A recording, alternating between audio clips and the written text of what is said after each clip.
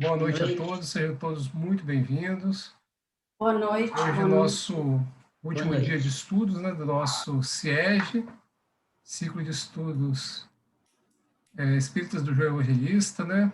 Há 30 anos, aproximadamente, fazemos esse estudo, né? E nesse ano aí, nós estamos aí trabalhando com esse livro, né? No Rumo do Mundo de Regeneração, psicografia do Divaldo, pelo espírito Manuel Filomeno de Miranda. Ele meio que segue uma sequência, né, de 3 livros anteriores a esse, né, que é o Transição, para quem não leu, Transição Planetária, Amanhecer de uma Nova Era e Perturbações Espirituais. Todos eles desse contexto da transição do mundo de provas e expiações para o mundo de regeneração.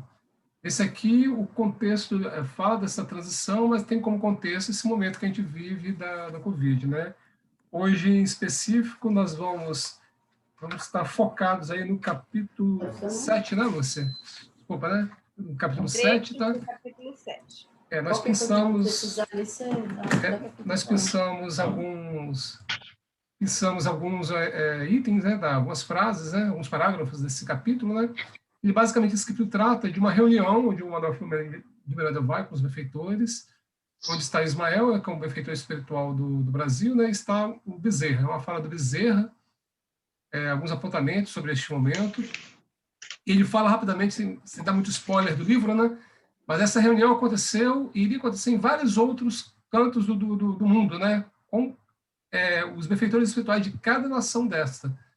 Então, a gente traz alguns apontamentos, algumas questões que o Bezerra traz para a nossa reflexão. Tá? Mas, assim, para iniciar, nós vamos fazer aí a leitura preparatória.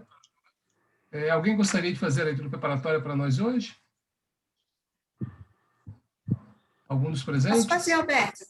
Eu posso fazer. Você faz, Ana? Obrigado. Faço. Leitura inicial. Mais vale, de Emmanuel. Mais vale sofrer que gerar o sofrimento, de vez que todos quantos padecem, arremessados à vala da provação pela crueldade dos outros, encontram em si mesmos os necessários recursos de reconforto e de reajuste, ao mesmo tempo que os empreiteiros do mal suportarão as lesões mentais que impõem a si mesmos nos conflitos da consciência. Mais vale arrastar os constrangimentos do escárnio que se nos atire em rosto, que zurzir contra o próximo, os látegos da ironia, porque as vítimas da injúria facilmente se apoiam na fé com que renovam as próprias forças, ao passo que os promotores do sarcasmo transportarão consigo o fel e o vinagre com que acidulam os sentimentos alheios. Mais vale ser enganado que enganar no trato da vida, porquanto as pessoas enganadas denotam alma simples e sincera, compreendendo-se que os enganadores andarão embrulhados na sombra a que se empenham, toda vez que procurem enevoar a estrada dos semelhantes. Mais vale ser criticado em serviço que criticar, de vez que os perseguidos, por zombaria ou maledicência no trabalho respeitável a que se afeiçoam, estão produzindo o bem que são capazes de realizar, entendendo-se que os censores ficam naturalmente na obrigação de fazer mais e melhor do que aqueles aos quais intentam levianamente reprovar. Em matéria de decepções e desilusões, sempre que te vejas à frente daqueles que te ludibriam a confiança, lembra-te de Jesus e ora por eles, porque, enquanto os que choram lavam os olhos espirituais para a descoberta de novas trilhas de progresso e renovação no campo da vida, os que fazem as lágrimas carregarão as correntes invisíveis da culpa, não se sabe até quando.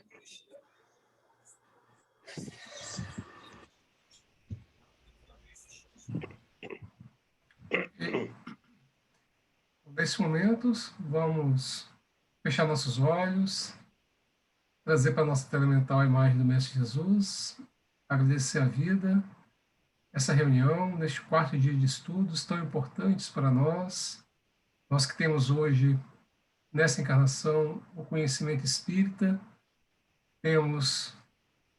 entendemos que temos um pouco mais de responsabilidade perante a vida, pois conhecemos que a nossa vida aqui no planeta é passageira, estamos aqui de passagem, mas no dever de tornar este lugar melhor, trazer a renovação, inspirar os corações no caminho do bem, da bondade, do amor ao próximo. Agradecemos, Senhor, pelos benfeitores espirituais, sempre nos inspirando por melhores caminhos, sempre nos inspirando no trabalho pela casa de João Evangelista, essa pequenina casa, mas grande de coração, que há tantos anos faz o bem, auxilia aos corações encarnados e desencarnados. Agradecemos a essa oportunidade, Senhor, pedimos que abençoe a nossa casa, aos seus trabalhadores, aos nossos benfeitores, ao nosso país e ao planeta. Que tenhamos uma reunião produtiva, Senhor, que possamos escolher os apontamentos importantes dessa noite. Obrigado por tudo, Senhor. Muita paz, que assim seja. Eu passo a palavra aí para a Lúcia, tá? Que vai nos conduzir hoje aí nas reflexões do nosso último dia de estudo. Lúcia, fica à vontade. Pessoal, boa noite de novo. Cá estamos nós, né, nessa jornada que iniciou no sábado, e estamos aqui na terça-feira, sempre no mesmo horário, fazendo algumas reflexões sobre esse livro. E tenham em mente que as reflexões que nós estamos fazendo aqui, elas são extremamente importantes para nós, mas elas não traduzem, assim, com bastante rigidez a complexidade da obra, né? Então, é necessário ler a obra e para a gente entender com mais profundidade os detalhes da mensagem do Manuel Filomeno na mão do Divaldo, né? E, na verdade, a gente viu aqui algumas falas de amigos espirituais. No dia de hoje, a gente vai conversar um pouquinho, a gente chamou esse dia de São Chegados no rumo do mundo de regeneração. E em todas as nossas reflexões, a maioria esmagadora delas será a fala de Bezerra de Menezes, em um momento do trabalho, né, de ajuda ao mundo, especificamente ao Brasil, com relação à pandemia. Então, os espíritos abnegados que estavam trabalhando, eles então tiveram uma reunião, e aí a fala de Bezerra de Menezes, a gente entendeu, né, nas nossas interações, que seriam assim importantes para finalizar esse nosso estudo no dia de hoje. Muito bem. Então, a primeira fala escolhida, que é uma fala do Bezerra de Menezes na sua preleção lá, e é muito interessante, que coloca como se tivesse assim. Eu imaginei um grande estádio, né, como foi falado, e onde aparelhos especiais de som foram colocados para que todos que estivessem ali pudessem ouvir com clareza os oradores. É muito interessante a fala. Oi? Então, quem poderia ler para nós esse primeiro texto destacado desse capítulo 7. Quem gostaria de começar a leitura? Posso ler? Por favor. A semelhança de vezes anteriores, em que as pandemias ameaçaram a existência humana e desapareceram após cumprirem o seu objetivo, a atual é portadora de um programa seletivo de espíritos para preparar o advento dos novos tempos. E aí, pessoal? Reflexões sobre esse texto. Elas sempre estiveram com a gente, né? Acho que as pandemias nos acompanham, acho que desde que somos gente, né? Aqui eu fico pensando que, às vezes, tem que dar um basta, né? Então, está na hora da gente se preparar, né? Sei lá. Eu acho. Façam fila para falar. Ô, Lúcia, Oi. aqui eu acho que por conta da minha rede, por causa do clima, travou um pouco. Então, não sei se tem alguém na minha frente. Não, não tem, Viviane. Ninguém levantou a mão ainda.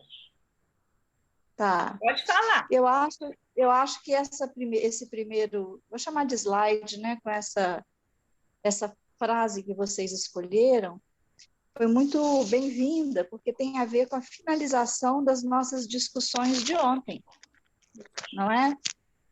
Eu acho que foi um excelente gancho. Eu lembro de nós havermos conversado ontem sobre as pandemias anteriores. O termo que foi usado foram as pestes, né? Então, assim, os desafios. Pandemia é um termo moderno, né? A qualificação de pandemia mais moderna. Então, assim, que esses desafios anteriores vieram, cumpriram os seus papéis, né, de alerta, de advertência ou de responsabilização da humanidade, né, ou todos juntos, e cumpriram seus papéis e tiveram suas finalizações, assim como essa, né? Eu acho que o grande desafio, assim como aquela passagem das aflições no Sermão do Monte, é a compreensão e o bem sofrer, a compreensão do motivo do sofrimento e do aprendizado que temos com ele, e a busca da mudança, né? Eu acho que o grande desafio frente a esses, vou chamar de puxões de orelha em larga escala, é de fato nós verificarmos o que podemos mudar, o que temos que mudar como indivíduos, como sociedade, para passarmos adiante, né? Para termos outro tipo de reflexão a ser feita e não mais essa, não sermos mais reincidentes, vamos colocar assim. Vou encerrar para não ficar falando e deixar os outros falarem também. Zé Ricardo está com a mãozinha levantada. Pode falar.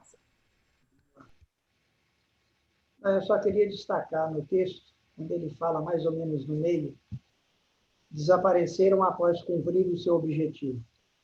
É só para a gente ter em mente, né, que toda essa problemática, como as anteriores, aí fala, tudo isso tem um objetivo por conta da providência divina. Se essa, mais especificamente, por tudo que se sabe ou se depreende das informações, é um momento crucial realmente para a humanidade, a nível global, mas é só para lembrar isso aí todo, como anteriormente, ó, desapareceram após cumprir o seu objetivo. Então, seja a nível coletivo, né, restrito ou amplo, ou em nível individual, nos nossos problemas pessoais, familiares, sempre há um objetivo. Destacando o seguinte, acima de qualquer drama, dor, sofrimento que cause, o objetivo maior proposto pela divindade é de estimular a evolução do ser. Ele se perceber em algum momento de equívoco, ou se perceber com possibilidades mais amplas na própria, não somente na autossuperação, né? Mas também nas conquistas naturais que vão acontecendo, com o objetivo de ser sempre mais útil. Eu costumo resumir numa frase, né? Aprender mais para servir melhor. Então, é esse ponto que eu queria destacar, que a gente não perder de vista. Se esse tem um programa seletivo específico, mas todos os anteriores, como toda a problemática humana, geralmente mais grave, né, que foge, digamos assim, ao nosso contexto, tem sim um objetivo. E sempre de ajudar a crescer para Deus. Ponto. Muito bem. O Darlan agora também está com a mão levantada. Por favor, Darlan. nessa frase aí, na metade da frase. A existência humana desaparecer após cumprir seu objetivo atual é portadora de um programa seletivo de espíritos para preparar o advento dos novos tempos. Eu vou lançar uma pergunta, eu estou sem resposta, estou colocando para o grupo, tá? E aqueles que não forem alcançados pela Covid?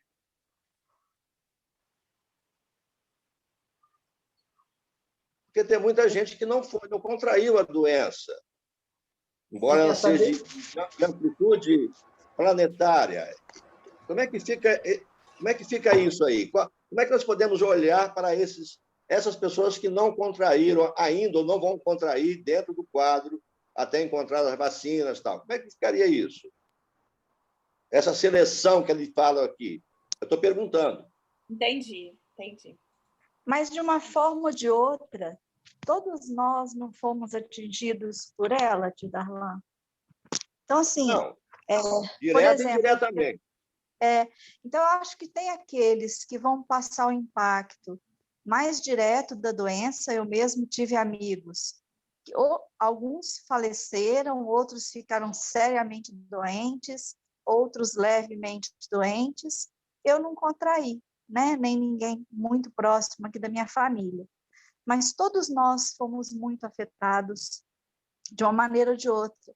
Então, eu acho que esse processo de seleção ele vai se dar em vários níveis, no mental, no emocional, no físico, sabe? No psicológico. Penso eu, né? Eu fiquei refletindo, foi uma ponderação muito boa essa que você fez. Eu penso que pode ser isso, né? Essa seleção em muitos níveis.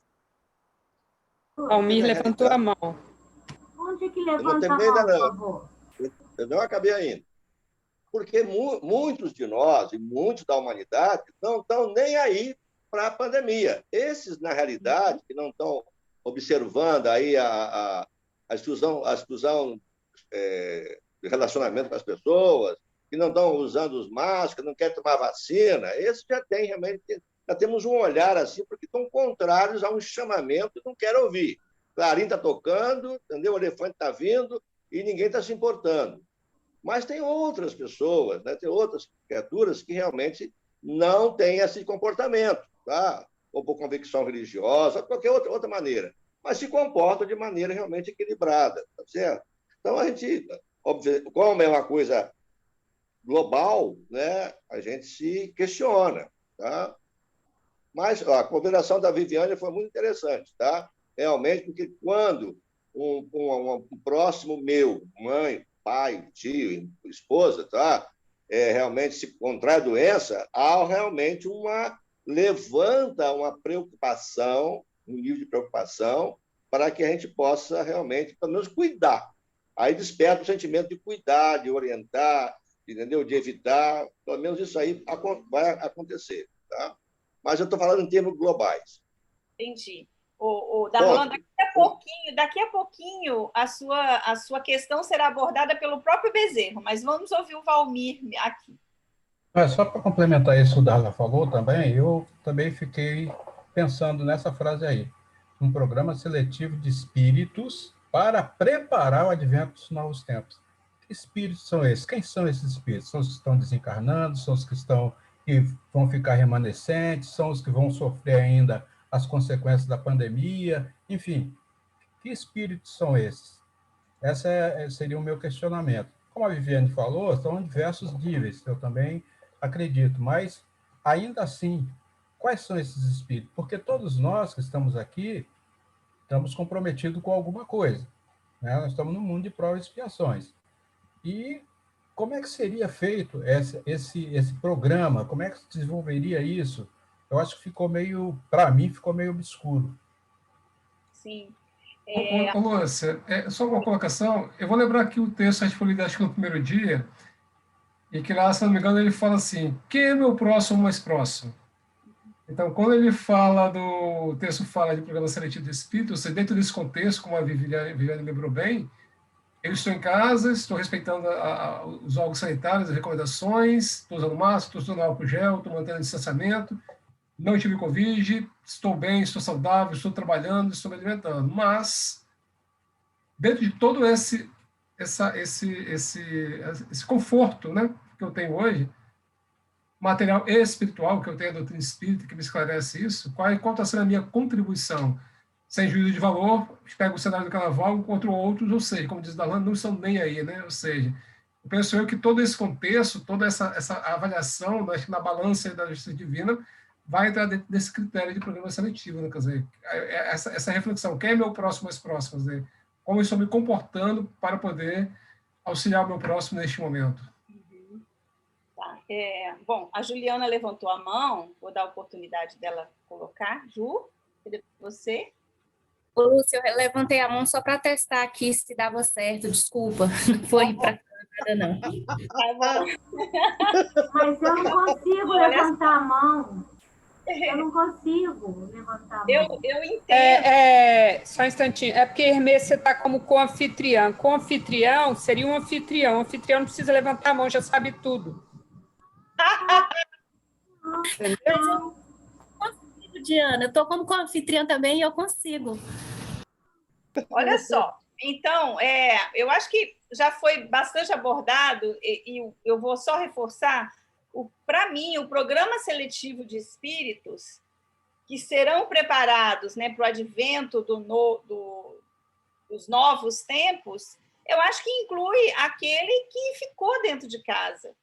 E todos nós estamos sendo preparados para fazer mudanças interiores na sua vida. Então, eu não vejo só... É lógico que o impacto de uma família que perdeu mãe, pai e irmão é muito maior do que uma pessoa que está preocupada pelas questões gerais do mundo, pela questão das pessoas que nesse momento perderam o emprego, que estão passando por muitos desafios materiais, mas também emocionais, espirituais. Então, eu vejo esse programa seletivo de espíritos na verdade, como é que eu vou trilhar esses desafios que estão chegando para nós nesse momento, que são desafios gerais, mas cada um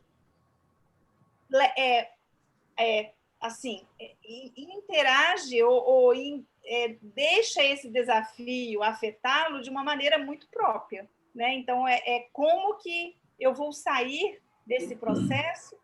Eu acho que é o que o Bezerra queria dizer, assim, de alguma forma. Zé Ricardo levantou a mãozinha de novo. Só um apontamento ligeiro das questões apresentadas. Eu vejo o seguinte, quando ele fala de um programa seletivo de espírito, ele não fala dos espíritos. Na minha ideia, se ele falasse dos, ele estaria, de certa forma, definindo alguns, uma classe de espírito. O de espírito, eu respondo o seguinte, quem? Todos nós. Todos nós. Dos melhores àqueles de nós mais afastados do evangelho, vamos falar assim, do roteiro cristão, né? Então, para mim é o seguinte, do jeito que ele fala, todos, sem exceção, estamos envolvidos nesse processo, não é? Encarnados. Então, agora, como é que faz, como é que separa, isso aí eu, por exemplo, eu não tenho condição de avaliar. Certamente a própria lei, a divindade, os seus prepostos que analisam e conduzem, né, ao lado do que a Lúcia destacou, ao lado da própria vivência, do comportamento, do exercício do livre-arbítrio de cada um de nós, em nível individual ou coletivo. Bom. Darlan, pode falar. Baseado aí na colocação do Zé Ricardo, tá? Eu faço outra colocação. Nós sabemos que há duas humanidades que realmente estão realmente situadas aqui na Terra, a desencarnada e a encarnada. Eu, Darlan, acredito que também os espíritos na erraticidade estarão envolvidos nesse processo. Então, não somos só nós encarnados. Porque existe no mundo espiritual, nós sabemos, levas e levas de espíritos totalmente desconectados com esse processo de regeneração. Então, segundo informações que a gente tem aí de leituras efetuadas, já está havendo realmente uma migração de muitas almas para outros planetas, para outros planos. Já não estão mais habitando nesse nosso planeta, na psicosfera terrestre. Tá? Então, acredito que é para esses espíritos encarnados e desencarnados. Porque se está havendo já migração para outros orbes, tá? Não se toca só para nós encarnados. Toda a espiritualidade, todos os espíritos que compõem a população encarnada e desencarnada do globo estão afetados, entre aspas, por esse processo seletivo. Ponto. Ricardo, pode falar. Corroborando o que o Darlan pontua, eu só destaco o seguinte, que do jeito que o texto está escrito, e a proposta do autor aqui se refere, na minha visão, aos encarnados. Agora, é claro que nós sabemos, como ele disse, que toda a comunidade espiritual que faz parte da humanidade terrestre também estão envolvida nos processos, né? Os nobres que estão chegando para ajudar, aquela leva de almas ainda torturadas e doentes, como um último recurso de experiência redentora, mas nesse particular aqui, que trata da pandemia junto ao encarnado, por isso que eu disse, todos os espíritos encarnados, por conta do texto e da visão que se tem daqui. Mas, claro, concordo, evidentemente, todas as almas encarnadas ou não. Opa, seu microfone fechou, Zé Ricardo, no meio da sua fala. Não, eu disse o seguinte, eu disse ponto. Ah, tá bom. Tá? Todo mundo está envolvido, encarnado e desencarnado, nesse ponto específico do texto, se referiria a nós. Obrigado. Já estamos prontos para a próxima, que conversa muito de pertinho com essa. Quem poderia fazer a leitura desse próximo item aí para nós? Posso ler. Por favor. Certamente serão afetados milhares de seres que se encontram na pauta vibratória da virose, mas estarão resgatando outros graves comportamentos, a fim de se ajustarem à ordem que será vigente no planeta. Logo mais, quando tudo se acalmar e a lei de progresso funcionar com mais rigor.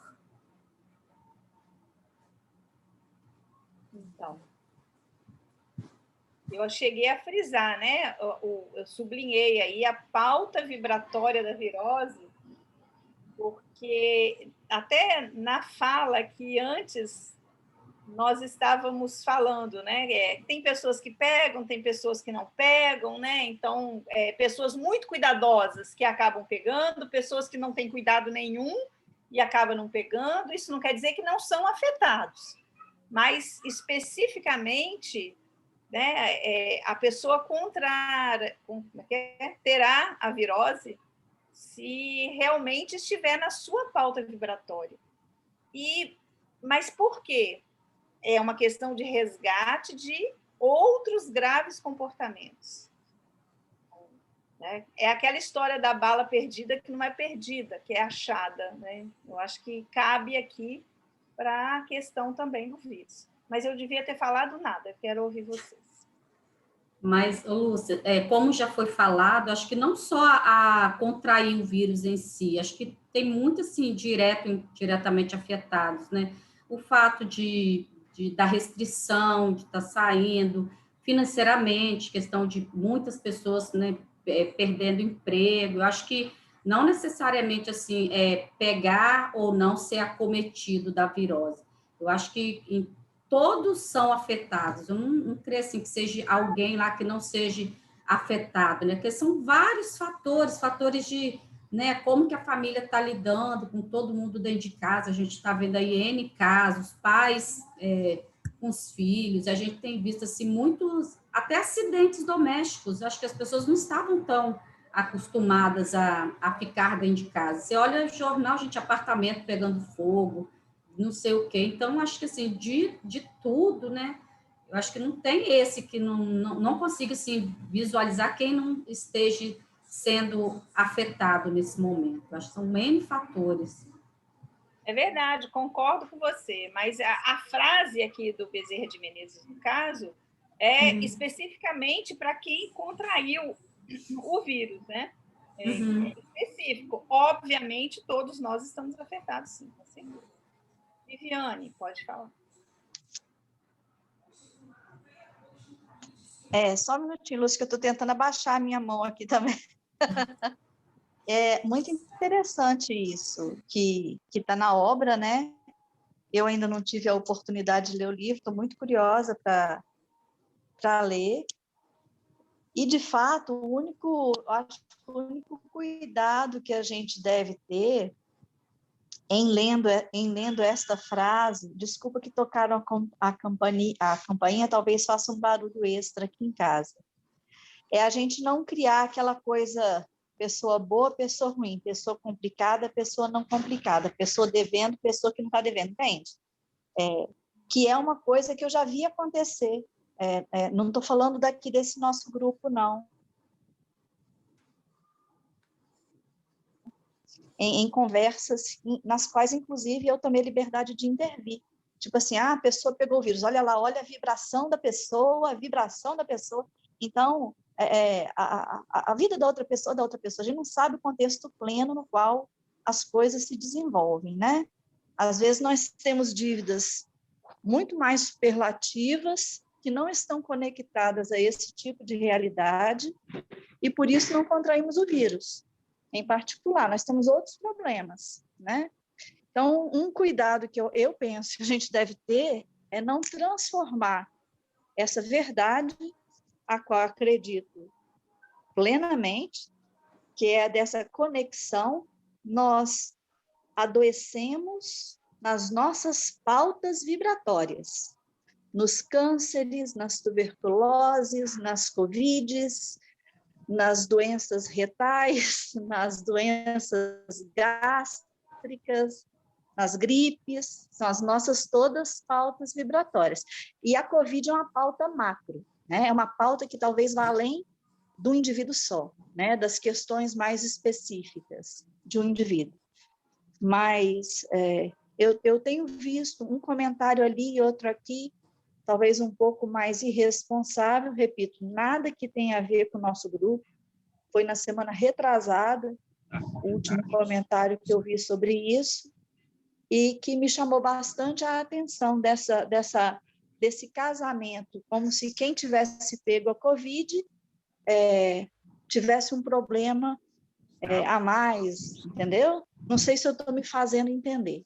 Sim, perfeitamente. Como se ele fosse mais devedor do que aquele que não pegou. Perfeitamente. O que não é verdade. É óbvio, não é? Quem levantou a mão primeiro foi o Darlan. Depois é o Zé Ricardo. É só para complementar, porque quando ele fala em pauta vibratória da virose, milhares, talvez milhões de casos de pessoas que contraíram a doença ficaram realmente com problema. Sequelas da virose, sequelas da enfermidade. Então, acredito que, assim, pelo simples fato de você não ter mais a virose manifestando, mas ficaram as sequelazinhas para realmente o indivíduo ficar se questionando. Visão de Darlan. Ok? Porque, assim, acabou, não tem mais nada. Não, fica. Eu tenho exemplo da família. Tá? Então, assim, essa pauta vibratória da virose, ela não só ela vem, ou faz o desencarne, ou não faz, mas ela deixa uma marca na criatura. Além de medos, apreensões, outras coisitas mais. Né? E ainda levanta outras questões, depressão, fobia, uma série de situações. O despreparo da criatura, aí já vem realmente um contexto mais espiritual. O despreparo da criatura com relação a modos de vida é que vai agravar ou atenuar esse tipo de sequelas. A minha visão. Bom. José Ricardo. a respeito do que a Vivi pontuou, eu só queria reforçar brevemente para a gente ter o cuidado de não generalizar essa questão de quem está com a Covid, quem está com um problema A, B ou C, certamente é um grande devedor, nem sempre.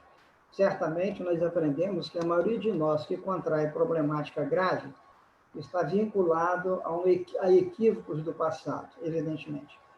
Mas nem sempre é assim. A gente tem que lembrar que muitas vezes almas em extremo sentido de autodoação se permitem passar por certas situações, não só essa, claro, se permitem, e não raras vezes é como um exemplo para um núcleo familiar, para uma comunidade inteira.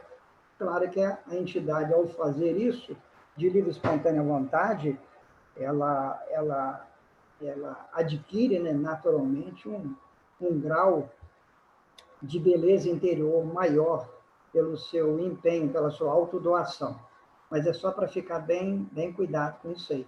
Nós, os espíritos, porque sabemos desses processos de causa e efeito, né, livre-arbítrio, às vezes, não raro, a gente vê alguém com uma problemática grave e logo, ainda que não fale, pensa, né, puxa vida, esse sujeito não deve ter sido fácil no passado. E, de repente, não é bem assim. Ele apenas se permite, né? Vou apenas citar como um exemplo macro, mas sem fazer comparação, apenas um paralelo. Jesus esteve entre nós, chegou ao holocausto da cruz e não devia nada a ninguém, né? A própria consciência.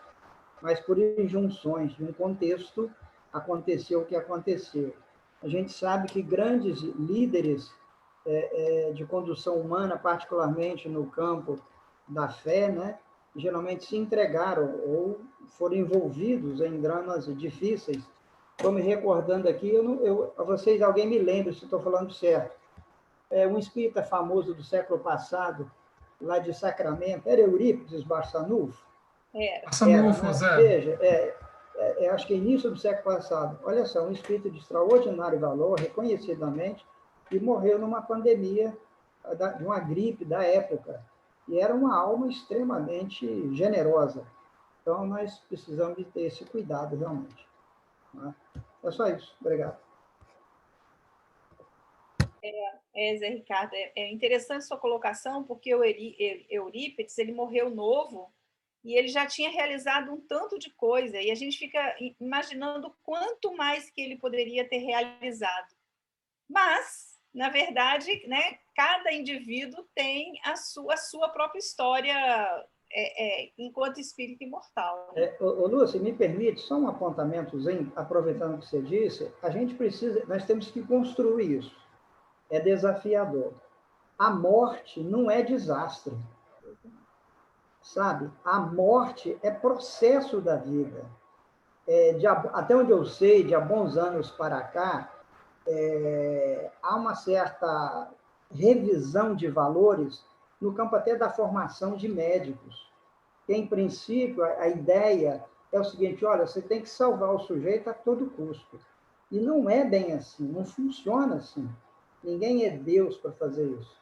Então, nós, os espíritos em particular, precisamos de nos conscientizar, não basta ter informação, nos conscientizar de que, no caso, a tal da morte, da desencarnação, é processo natural. E, invariavelmente, ou não raras vezes, quando o sujeito morre, gente, ele se liberta. Não é que vai sofrer mais. Ninguém tem condição de dizer isso, não é? Então, temos que ter cuidado realmente nessas análises. Obrigado. Irmê quer perguntar uma coisa. Irmê, por favor. Não, a minha dúvida que estou falando a minha dúvida é o seguinte: a Covid não acabou, né? Ela está no processo e a gente já tem as mutações dela. E aí, como é que fica? É como se a gente não tivesse parado, ela vai continuar fazendo as mutações e a gente vai continuar no processo? Me permita, para mim aqui, ficou muito baixo, eu não sei se o meu som... Eu posso repetir. Pode repetir? O som dela não está muito bom. Tipo assim, a Covid, por exemplo, nós estamos vivendo agora, ela já está apresentando mutações. Mas não vai parar isso daí? A gente não vai ficar esse negócio, vamos ficar isolados, né, para todo sempre? Não, tem um texto nosso que vai responder isso a ela. Tem um texto aqui na sequência, me parece, que responde. Mas pode falar, Lúcia, é isso mesmo. Não, só assim, né, a lógica nos diz o seguinte, não faz sentido isso acontecer. Assim como a gripe espanhola, ela cessou depois de 2 anos de dizimar muitos, né, na face da Terra, não me lembro agora a cifra. E quando a gente pensa na H1N1, o que aconteceu com a H1N1? Que é a influenza, que é uma virose bem complicada. Entretanto, ela não tem o poder de contágio tão grande quanto a Covid, e nós já temos vacina para o grupo que é mais suscetível. Então, e todo ano a pessoa tem que se vacinar, entendeu? Então, a gente não sabe para onde vai caminhar a Covid, mas esse tipo de virose na humanidade, ela tem características cíclicas, né? Isso eu estou falando assim, racionalmente, mas daqui a pouco a gente vai focar aqui de uma maneira mais, vamos dizer assim, contextualizada. Bom, o próximo slide que a gente destacou aqui, fala um pouco mais da nossa doutrina. Quem pode ler para nós?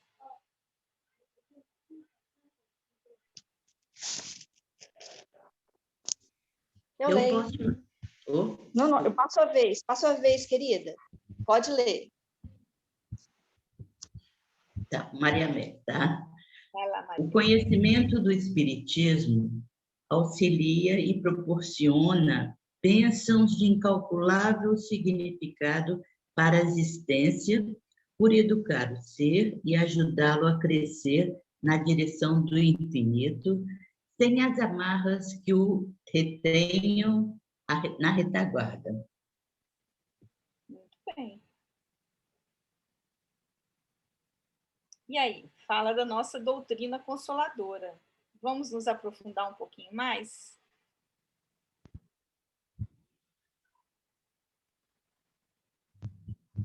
Por que o conhecimento do Espiritismo auxilia nessas proporções? Ela está dando a base para a gente passar por tudo isso. No meu pensamento, claro, assim, para mim, isso que vocês falaram. Cada um vai passar de um jeito, essa mudança ela é individual, e eu acho que eu que não estudo, né, mas gosto, né, me sinto fortalecida em saber das coisas, pouquíssimo que eu sei, eu acho que é isso que me faz ter o norte, né, de acreditar nas coisas, de crescer a fé, a esperança e tudo isso.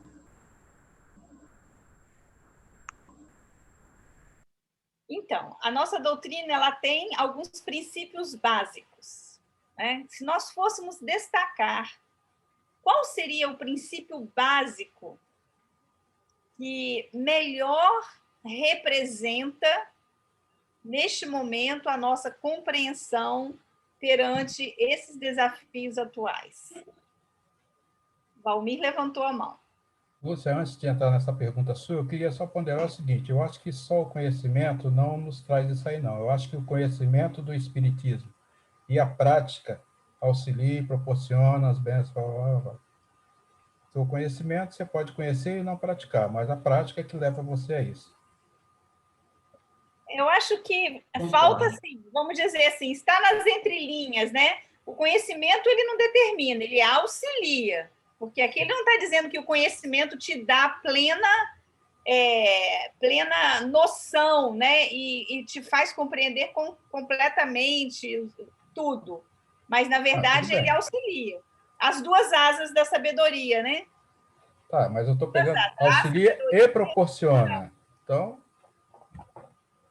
só o conhecimento não te proporciona nada. Eu acho que você tem que ter a prática também. Mas aí é que está, né? Porque, olha só, o conhecimento, quando a gente fala assim, o conhecimento não é só você ter lido o conceito. O conhecer significa, na verdade, você ter estudado, e o processo de estudar significa, na verdade, que você já está no processo de transformação.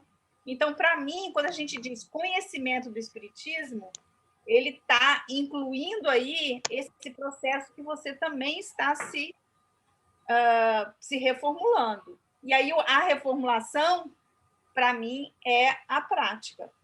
Visão pessoal, né? Não sei se as pessoas têm uma visão diferente. Viviane levantou a mão. Quando a gente, no próprio Pentateuco e nas obras seguintes, né, de base aqui no Brasil, André, Emmanuel, que são as obras psicografadas por Chico e depois as de Divaldo, essa é uma discussão não, essa é uma questão conhecida, digamos assim, penso eu.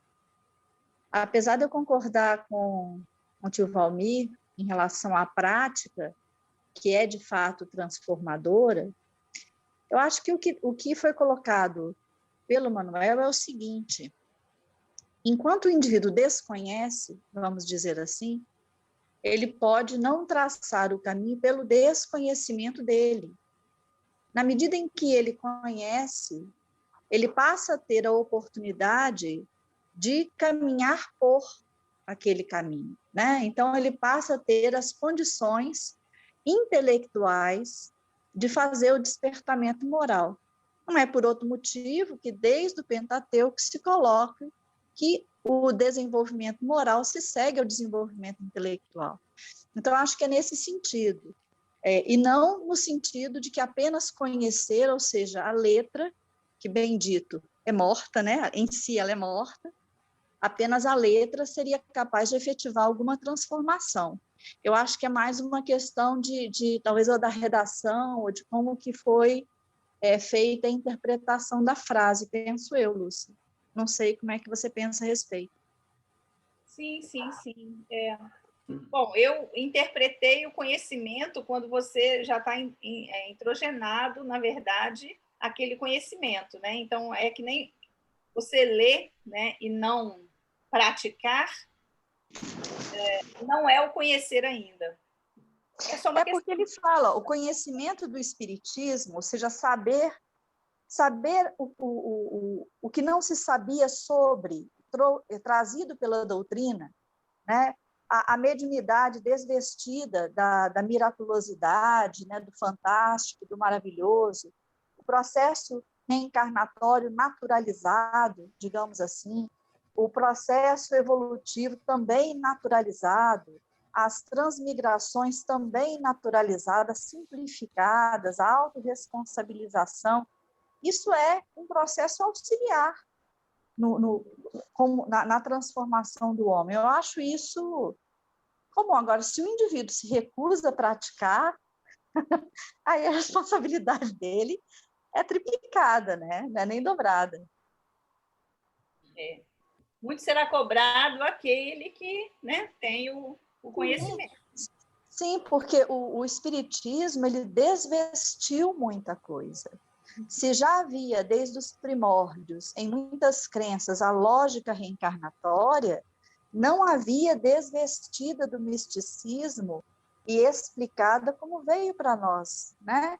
Bem como a mediunidade, nem a autorresponsabilização, a retirada de um terceiro elemento, seja divinatório, seja uma outra pessoa, a responsabilidade pela minha felicidade, pela minha conduta.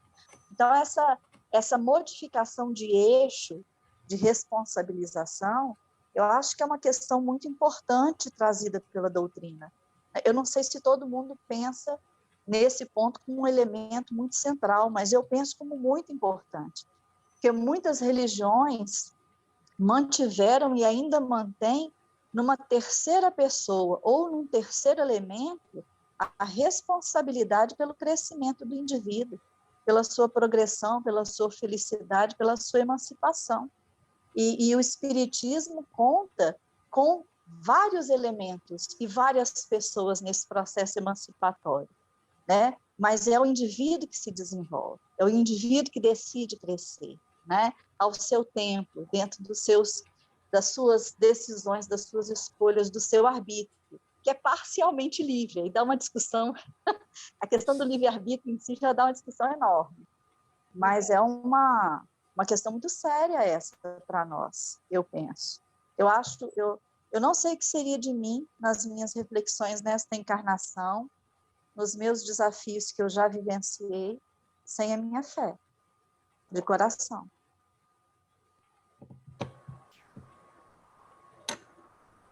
Mais alguém gostaria de falar? Ponto. Falar ponto é importante. Zé Ricardo, quer fazer algum? Não. Eu acho que as abordagens são muito ricas. Claro, você tem sempre imagem para ir estendendo, né? Mas eu acho que, se ninguém mais quer pontuar, eu acho que dá um caminho para a compreensão do texto. É verdade. Bom, próximo item. Peraí, gente, uma coisa que eu esqueci de falar é porque vocês ficam aqui na minha telinha. Esse texto aqui, ó, ele não é do Bezerra, tanto que ali do ladinho, né, está escrito, porque ele não foi a palavra do Bezerra que a gente tirou, mas estava no capítulo e a gente achou que ele caberia aqui. Desculpa, porque eu coloquei a imagem de vocês e esqueci de falar. Voltamos ao Bezerra agora. Então, mais um apontamento bem interessante do Bezerra. Eu peço mais uma vez a ajuda para alguém fazer a leitura para nós. Já comigo.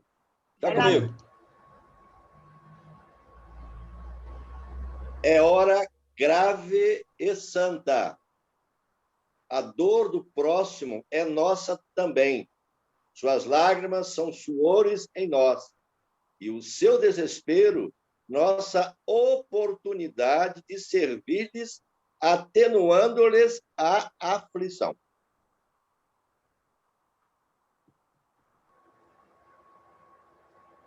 É uma saculejada em todo mundo.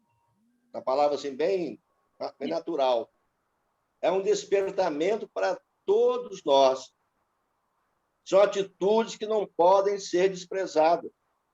São questionamentos que não podem deixar de ser feitos. Para quê? Por que esse momento, não é, de pandemia global? Foi falado que em outras circunstâncias, outras doenças também avassalam a humanidade. Carregam diariamente para o plano espiritual milhares de vidas. Mas a pandemia é um aspecto global, não é localizado, é para todo mundo. Então, é como assim, é uma mexida, né, no caldeirão da Terra, para dizer assim, ó, gente, acorda, é um momento diferente da vida de vocês. Porque quando ele fala aqui, ó, as lágrimas são suores em nós. Então, quando ele fala em lágrima do próximo, desperta suor em nós, é que suor é sinal de trabalho, está nos convidando ao trabalho, está nos convidando a fazer alguma coisa, a tomar alguma atitude em função desse momento. Fico por aqui, ponto.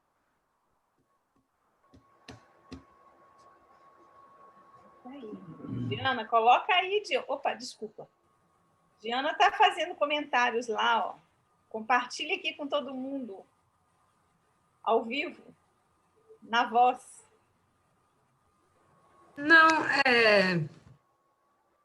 é isso que Darlan falou, assim, que a gente, quando começa, não sei se todo mundo sente isso, quando começa a falar lá no grupo, tal pessoa tá assim, tal pessoa, aquilo dói, assim, às vezes dá vontade de parar e chorar, porque você vai vendo todo mundo doente, aquilo vai dando um desespero, não sei se todo mundo sente isso, mas assim, eu estou até chorando. Mas assim, é muito dolorido, muito dolorido. Quando eu li isso, eu pensei imediatamente assim no nosso grupo e nos nomes que vão sendo colocados assim durante o dia. E como que isso é difícil. Atingiu a todo mundo. Não foi só quem foi contaminado ou não. Todos nós fomos contaminados, entre aspas. Até para você reconhecer o sofrimento do outro, como é que você passou a perda de um amigo, a perda de um parente, aquilo que eu falei, né, e a Viviane colocou legal, por que as pessoas não estão se cuidando, e aí vai, né? Mas eu acho que ela veio mesmo para cada um pensar, e aí tocar em todos nós. Bom, Ricardo, pode falar, levantou a mão. Eu só queria destacar a primeira frase. É hora grave e santa. Para mim, que a hora é grave é indiscutível, né? E a palavra santa, para mim, ela cresce um pouco, vai além, talvez, do que ela por si só queria dizer. Eu entendo quando se é santo é o seguinte, olha, gente, há um propósito divino por trás de tudo isso. Talvez para a grande massa humana, né, seja complicado ter essa percepção, mas para nós, eu diria que nem tanto.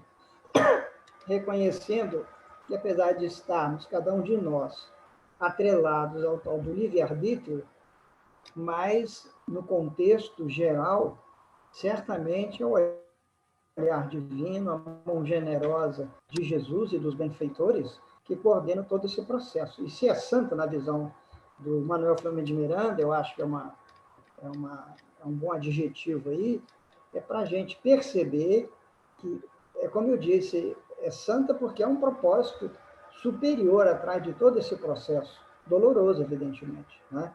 Talvez, como já foi pontuado nos dias anteriores, talvez não precisássemos disso. Mas se estamos envolvidos é porque precisamos. Inclusive, ontem surgiu aqui não foi debate, uma interrogação curiosa, quando ele dizia que na falta de alternativa, né, aí talvez a gente pergunte, não, mas será que Deus não tem alternativa? Não, a alternativa dele é essa. Na verdade, a vida ao longo dos milênios, e olha, ao longo dos milênios, nós não somos de agora, nós não nascemos nesse século, né, enquanto espíritos. Então, ao longo dos milênios, evidentemente que as lições são ofertadas, oportunidades renovadas. E tem um detalhe, gente, grande parte, talvez a maioria da humanidade não é reencarnado, porque se reencarnasse a gente não aumentava o número. Então, na verdade, é uma massa extraordinariamente de primeira encarnação, não como ser humano, mas aqui na Terra. Assim como muitos de nós, em dada situação e época, iremos para outros orbes, num primeiro momento de encarnação. Então, me parece que dentro dessa visão mais ampla, fica melhor a compreensão do que o autor quer dizer para nós. A hora, evidentemente, é grave, de altíssima responsabilidade individual e coletiva, e santa, porque por trás não é somente dor e lágrima. Há um grande projeto de renovação do indivíduo. Obrigado. Beleza. Darlan está com a mão levantada também. Só quando ele fala que a dor do próximo é a nossa também, suas lágrimas são suores em nós, na realidade, a divindade, ela não quer que nós soframos. Misericórdia quero, não sofrimento, palavra de Jesus. Só que, apesar de todos os investimentos, todas as oportunidades, tudo aquilo que foi proposto para o nosso progresso, inclusive no aspecto da reencarnação, né, a dor tem um papel fundamental. Ela que acicata a gente de fato, ela que faz despertar, muitas vezes. Como foi dito aí anteriormente, né, ontem, né, o maior sacrifício que nós devemos fazer é fazer o bem. E nós não fazemos o bem. É sacrificial para nós. Mas a dor não, a dor é acicatante, ela vai lá na parte mais sensível do ser humano. Não só fisicamente, mas aí ela vai também espiritualmente. As células perispiríticas refletem no espírito o sofrimento. Nós temos o conhecimento aí das obras de André Luiz de como os espíritos sofrem no mundo espiritual, em situações críticas, assim, segundo ele chega a dizer, infernais. Sofrimentos infernais, de entidades perderem a forma da composição humana. Então, são dores realmente que só se curam ao longo de milênios. Então, o papel da dor nesse momento ele é muito forte. Então, ele fala que a dor do outro é suor para nós. Eu vejo que ele nos concita ao trabalho, a fazer alguma coisa, a fazer a nossa parte, porque nós também somos devedores. Talvez não pegando pelo laço da Covid, de forma direta, mas indiretamente. Nós temos o nosso karma lá, que deve ser solucionado. Então, nesse momento, essa dor, realmente, ela vem num papel fundamental. É como o Zé colocou há pouco. Não tem outra alternativa. A alternativa é essa aí, e acabou. Essa alternativa, a dor. Foi experimentado tudo, entre aspas. Mas a dor, realmente, que vai resolver o problema. Inclusive, os espíritos falam sobre isso. Os espíritos falam que a dor tem um papel fundamental na nossa ascese espiritual. Ponto. Então, pessoal, eu só queria, logo no começo, eu pensei muito na máxima, né? Amar ao próximo como a ti mesmo. Eu acho que, de alguma forma, encerra muito você entender a dor do próximo, né? E as lágrimas serem os nossos suores ali, né? Então, aí eu acho que a gente precisa caminhar em direção a isso. E mais à frente um pouquinho, a gente acabou não fazendo um slide, mas tem um pensamento do Bezerra no texto que diz assim: a sociedade terrestre está necessitando aprender pela experiência do sofrimento a correção moral do comportamento e a educação mental dos pensamentos, de modo que conclua ser a casa mental a sede da vida pensante, portanto, a área co-criadora da vida.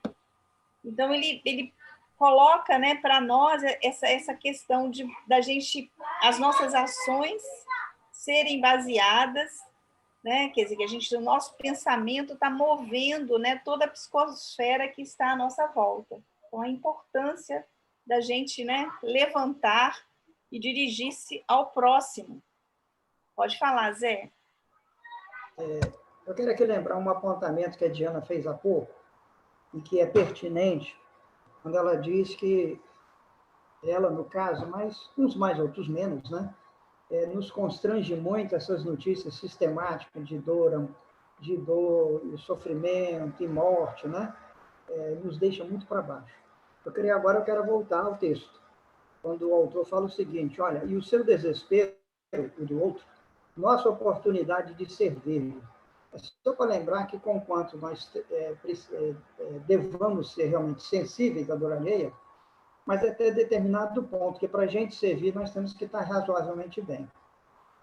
Existe uma frase, eu olho com muito cuidado certos chavões, ele tem um valor muito grande, mas, para mim, às vezes, tem que ser contextualizado. Quando ele fala aqui, e o desespero, e o seu desespero, a nossa oportunidade de servir, é para a gente entender, penso eu, que nós precisamos de fazer um esforço natural no próprio processo de evolução. Isso dói, sabe, gente? Isso dói, é um tipo de dor. Para a gente se manter com um mínimo de equilíbrio, fazer valer a fé inabalável no bem,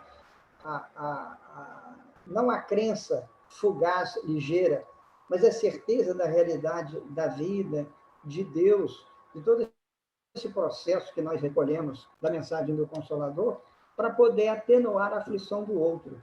Eu, às vezes, faço uma comparação quase que brejeira, né? Imagine eu que me forme em enfermagem, e quando aparece a pessoa lá toda ensanguentada, eu desmaio. Tem um trem errado aí, né, Hermê? Tem um trem errado. Então, você não serve ainda para ser enfermeiro.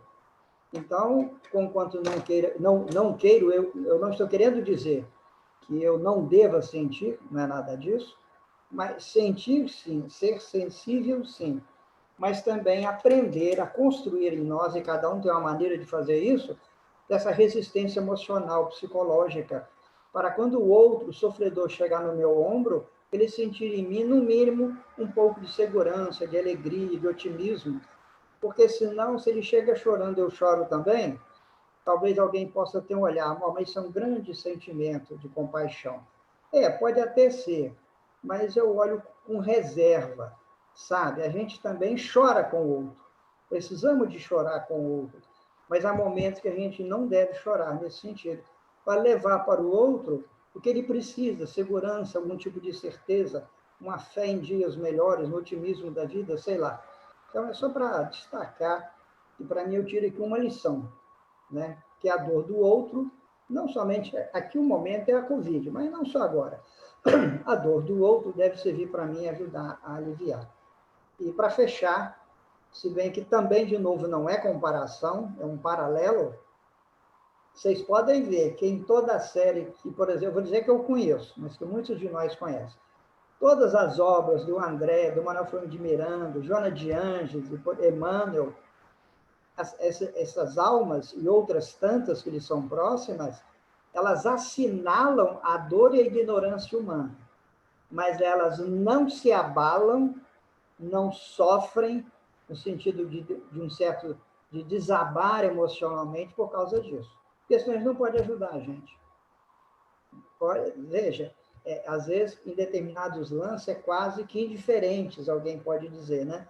Eles retratam minúcias da dor, do sofrimento, da angústia, e parece que eles não sentem, não, eles sentem, só que eles não desabam, eles não assimilam a dor, eles compartilham com a tal da compaixão, que é uma virtude extraordinária. Obrigado. Muito bem, pessoal. Vamos, então, para o próximo. Mais um voluntário para fazer essa leitura para nós.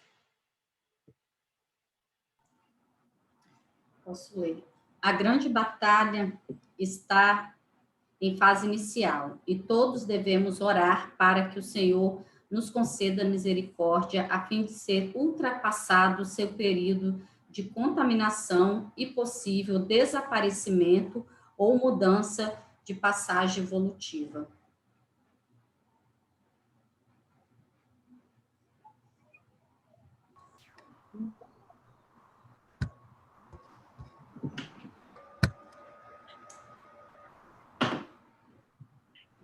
Pode colocar, Zé. Um alerta ligeiro, uma reflexão breve. A grande batalha está em fase inicial. Pode dar a impressão que vai ser, né, até o final do século. Pelo fato de ele dizer que está na fase inicial, não quer dizer que pode acabar daqui a 20 anos. Mas também pode demorar mais 200. É só para chamar a atenção, na minha compreensão, essas nuances do texto, né? A grande batalha está em fase inicial. Meu Deus do céu, até quando isso vai? Até quando isso vai está no final, onde ele explica o desaparecimento dela, ou principalmente a mudança da paisagem evolutiva. Então, tudo vai depender do clima, do comportamento, das perspectivas em que a criatura humana, no caso de forma coletiva, ela se propõe a mudança de profundidade. Não é dizer que mudou, não é dizer que acredita em Deus. Sabe-se que no mundo todo, de modo geral, principalmente nos países chamados ocidentais e cristãos, no mínimo, as pesquisas têm sido feitas ao longo do tempo, no mínimo de 80% a 90% acredita em Deus. E o mundo está desse jeito, acreditando em Deus. Então, nós sabemos que não basta essa assertiva, que é fácil de falar, né? E também sem nenhuma avaliação. Mas para a gente perceber que se ele diz que está na fase inicial, está, mas todos nós temos condição de abreviar ou alongar o processo de acordo com a dinâmica que a criatura humana se movimente no mundo, né? E me permita só fechar, gente, isso é desde em casa, hein? É desde do ninho familiar. Às vezes, quando a gente, essa abordagem ampla, a gente lembra, digamos assim, nas grandes lideranças, nas comunidades imensas, né? Nos aspectos políticos de condução dos haveres e das possibilidades humanas, Tudo está no contexto. Agora, não podemos esquecer, isso começa dentro de casa, no ninho familiar. Porque o bom ou o mau administrador, ele tem família, ele nasceu numa família, ele nasceu criança. Então, na verdade, talvez por isso, é muito constante no ambiente espírita e nas mensagens a extraordinária valorização da família, em base de dignidade. Ninguém tem que ser santo, mas em base de dignidade. Obrigado.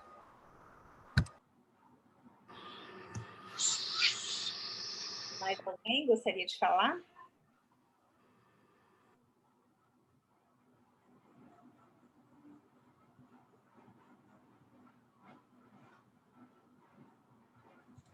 A Hermegos, ela perguntou aí com relação a quanto tempo vai durar.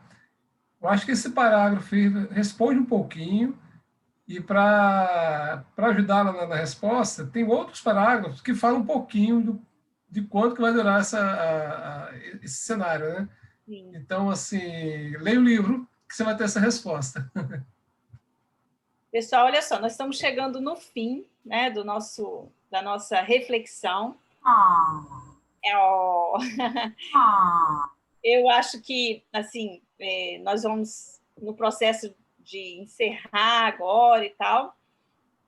A gente tinha colocado aqui uma possível leitura final, que é muito interessante, eu vou até passar aqui, que é intitulada A Paciência, foi uma sugestão do Zé Ricardo.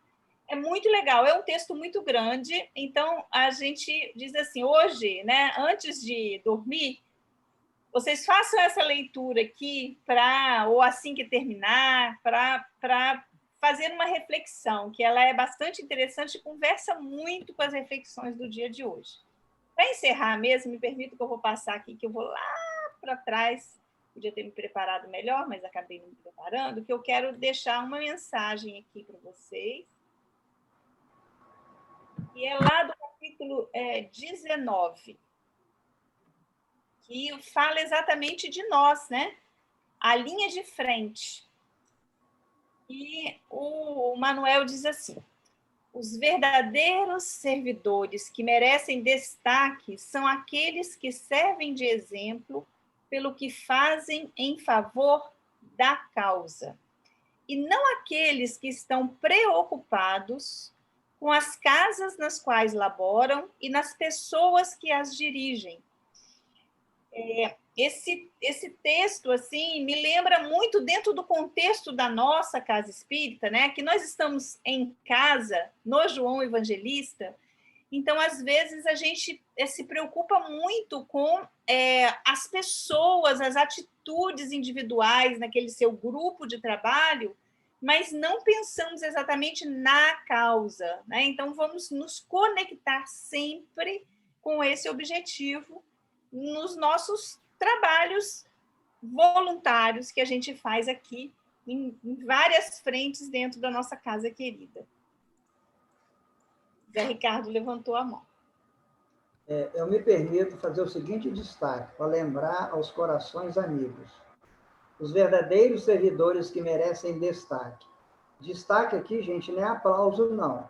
É possibilidade de mais trabalho, de mais responsabilidade. Quando a gente fala, às vezes, que fulano é um missionário e encanta.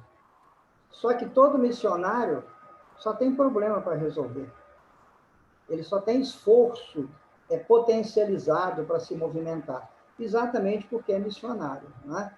Então, não estou querendo fazer jogo de palavra, não. Se a gente lê, inclusive, o livro e, às vezes, os textos que seguem, fica muito nítido ainda isso, além de outras informações que nós escolhemos ao longo do tempo. Merece destaque para servir mais e melhor. Não é para receber aplauso e ficar sentado, descansando, não. Como já foi falado aqui, e aqui fala, né? O espírita, em particular, né? Não é aquele que se entrega à ociosidade. Claro que tem a ociosidade boa, necessária, o ócio que descansa, que retempera as energias, mas não se trata disso.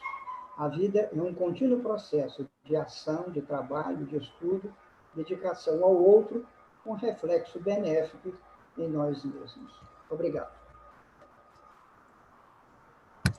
bem.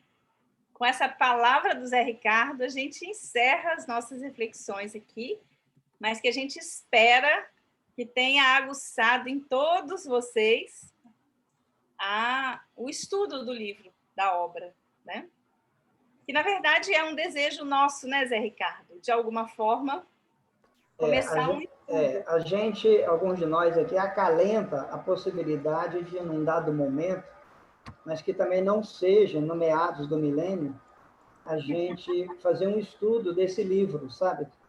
Nós aqui e alguns outros que quiserem, sem nenhum comprometimento, mas nos parece que seria muito bom, porque na verdade, é o livro do momento, não é que ele traga verdades definitivas, não é isso, mas é o livro do momento, fala muito de perto a nós, os espíritas, não é?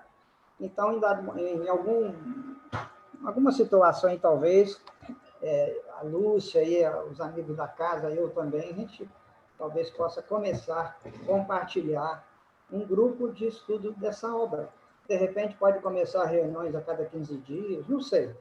Não estou pensando em detalhes, mas o fato é que é muito importante a gente estudar. E eu queria dar um último recado.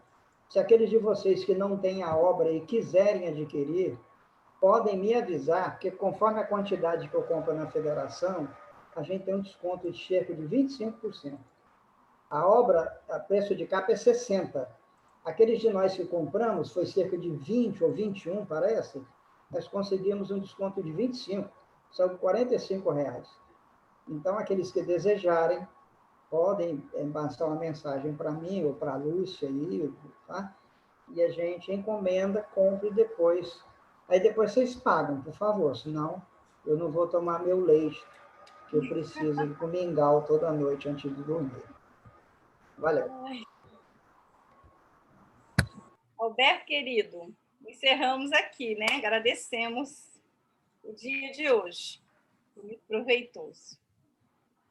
Bom, pessoal, a gente agradece aí a presença de todos nesses 4 dias, né? Eu acho que foi muito produtivo, né? Muitas reflexões, muito a pensar, muito a colocar em prática. Então, a gente parte agora para o encerramento do nosso estudo, né? Como a gente sempre faz, a gente dedica aí alguns minutos finais para um momento de radiação e prece. Aí o Zé Ricardo, você vai nos conduzir nesse momento? Você está no mudo, Zé. Não, pode ser, outro companheiro aí também da equipe, aí fique à vontade. Ou alguém, o do Zé Ricardo, ou da Darlan, quem se sentir à vontade, quem se sentir preparado, quiser nos conduzir nesses minutos de radiação e prece. Se você falar em quem sentir vontade, todo mundo vai sentir vontade. Ah, é verdade. É melhor você dar uma de... Entendeu? Você dá uma de coronel. Preferência uma voz feminina. Tá aí, eu gostei. Gostei. Uma voz feminina. Temos a Lúcia, temos a Viviane. Hoje eu já falei muito, Viviane fez Tia... um né? Temos a Iris. Viviane, quer nos conduzir? Iris também. Eu posso fazer, não tem problema não, mas eu fiz ontem, se outra pessoa quiser fazer, fique à vontade. Eu acho sempre uma chance boa de me reconectar, mas fiquem à vontade. Bom, então eu vou pedir ao Darlan, pode ser, Darlan? Pode, sem problema. Então, Darlan só que a minha voz é masculina, tá? Darlan, Ei, diga. Antes da sua prece de encerramento, eu posso fazer a leitura muito pequena de uma prece chamada Prece dos Aflitos, que está na obra de Paulo Emmanuel? À vontade. Vamos lá. Até que me dá munição para a prece. Dá sim. Vamos lá, Pipi. Está na obra, né? Paulo Estevão, acho que é conhecida de todos. Preparando a nossa ambiência, lembrando daqueles tempos desafiadores, vividos, né? E cantados na obra. E Emmanuel retrata, através dessa prece elevada a Deus, chamada Prece dos Aflitos. Senhor Deus, Pai dos que choram, dos tristes, dos oprimidos, fortaleza dos vencidos, consolo de toda dor. Embora a miséria amarga dos prantos de nosso erro, deste mundo de desterro, clamamos por vosso amor. Nas aflições do caminho, na noite mais tormentosa, vossa fonte generosa é o bem que não secará. Sois em tudo a luz eterna, da alegria e da bonança, nossa porta de esperança que nunca se fechará.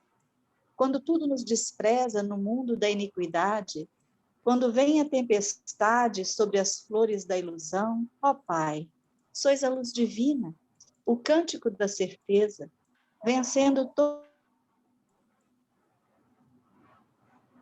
a aspereza, vencendo toda a aflição. No dia de nossa morte, no abandono, no tormento, trazei-nos o esquecimento da sombra, da dor, do mal, que nos últimos instantes sintamos a luz da vida renovada e redimida, na paz ditosa e imortal. Que assim seja. Carlão, a palavra é sua.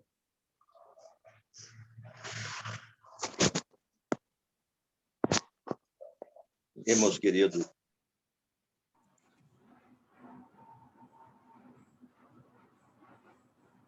a emoção nos invade. Na certeza de termos aproveitado esses instantes, que foram breves, diante da nossa existência, para refletir sobre nós. E no final, após uma colheita valorosa, recebemos a mensagem consoladora do querido mentor Emmanuel. Diretamente entre nós e Deus, sem intermediário, vivendo uma experiência pandêmica que no princípio era assustadora para o globo, mas de repente, com o bálsamo do Evangelho e as luzes clarificantes da doutrina, queda-nos o coração, a alma, e desperta para nós a vontade de servir. É um efeito altamente positivo diante de uma dor, de uma perda, o trabalho, o envolvimento com o bem, o servir com o próximo, que nos dirige à mensagem de Jesus do amar a Deus, como foi louvado agora, acima de tudo, e ao próximo, como a nós mesmos. Nesse instante, nós vamos provar a nós a quantidade de amor que nós possuímos através dessas milenares experiências reencarnatórias. É o momento de desatrelar a enxada e ir fazer a lavoura. É o momento do serviço, do amor ao nosso semelhante. É o momento de abraçar, mesmo sem poder abraçar. É o momento de ouvir, já que temos dispositivos para isso. É o momento de falar, porque a voz, nesse momento, vai servir de lenitivo, de alívio, de remédio, de medicamento para as almas ainda destramelhadas e que não assimilaram a mensagem do Cristo Jesus. A este grupo fraterno, a esses irmãos abnegados, interessados em si para servir melhor ao outro, agradecemos, Jesus, por esse pequeno rebanho que aqui se encontra. Agradecemos a vós que possamos continuar a beber na fonte desta bondade fecunda e infinita. Que essa sede para nós seja sempre constante, a fim de que possamos nos alimentar da tua luz, da tua paz e do seu amor. Nesse instante final, derrame sobre nós a tua bênção, o teu amor, não só para nós, mas para todos os nossos irmãos de humanidade. Que assim como nós, espíritas, recebemos diretamente das potestades espirituais as informações devidas para a nossa mudança de comportamento oral, gestual, mental, que outros irmãos do globo também recebam dos seus emissários divinos a proposta de mudança, porque o momento é grave, a hora é santa. Obrigado, Senhor, por tudo aquilo que conseguimos amealhar nesses 4 dias. Despeça-nos em paz, de retorno ao lar. Semeemos no nosso ambiente familiar a tua paz, que tão necessária é para todos nós. Obrigado, Senhor, e que assim seja. Que assim seja, Darlan. Bênçãos a todos nós, ao mundo inteiro. Assim seja. Pessoal, obrigado pela participação de todos nesses 4 dias. Foi muito proveitoso, acho que foi muito bom, né? Eu confesso que eu ficava aguardando ansioso o horário dessa reflexão, né? E foi bom ver a casa cheia, né? Tantas pessoas aí reunidas aí nesse estudo, né? E diz muito sobre nós. Uma boa noite a todos aí, um bom resto de semana, muita paz. A todos. Ô, gente, foi e estamos juntos aí na casa de João.